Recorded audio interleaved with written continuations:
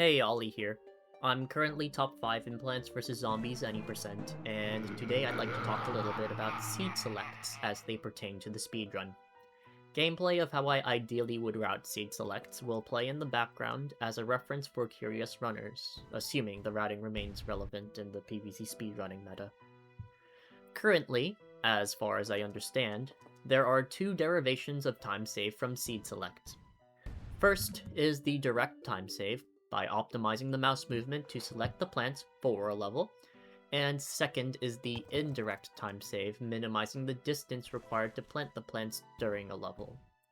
Generally, you'll find top runners either full committing to direct time save, or compromising on this in order to have certain key plants in certain slots. For the latter, the most notable instances of compromise are sun producers, chompers, and puff shrooms.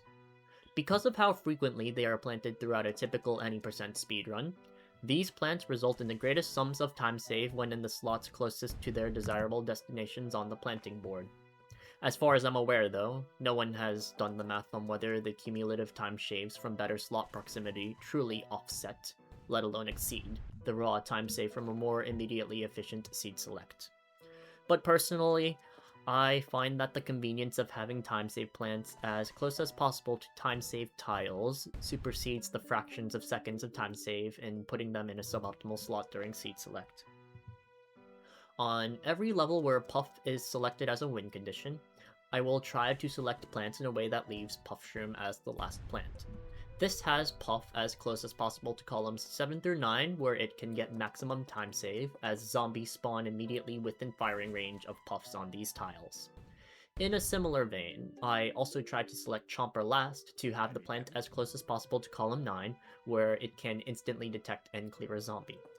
When both Puffshroom and Chomper are taken as the win conditions for a level, however, I prioritize Puffshroom over Chomper because while Chomper is an invaluable instant kill, Puff is free and therefore establishes its relevancy for an entire level.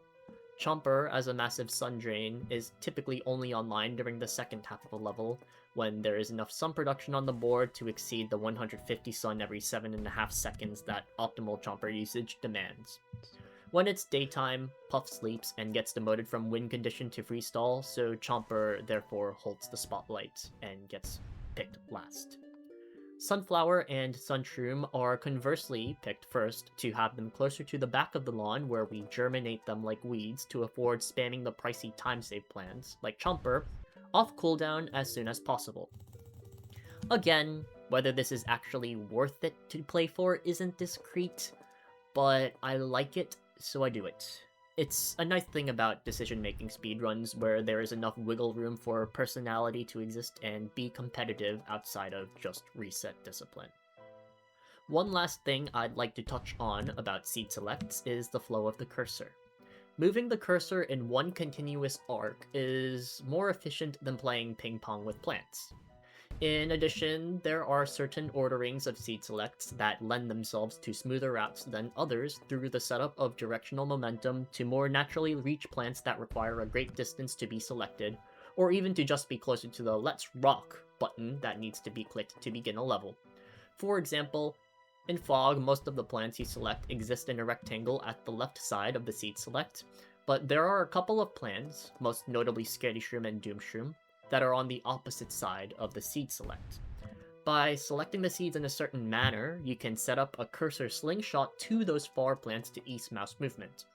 There's a few layers in this that I haven't fully explored yet, and quite frankly don't think I will explore, just since PvZ is a very decision-based speedrun and so mechanics take a backseat to all of that.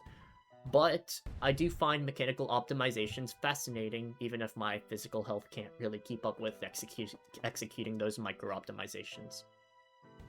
I am incredibly lazy, and so apologize for lackluster editing to supplement my elephantiatic monologue, but what's done is done, and I did want to get at least some form of this stuff out there.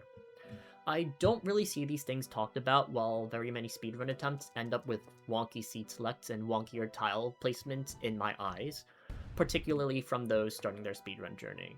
Which is the onus of runners like me who should try to have this sort of information more explicitly available, which is what this video is an attempt at. feeble though it is. That aside, hope you guys found something interesting here, and enjoy the rest of this seat select fiasco, I think.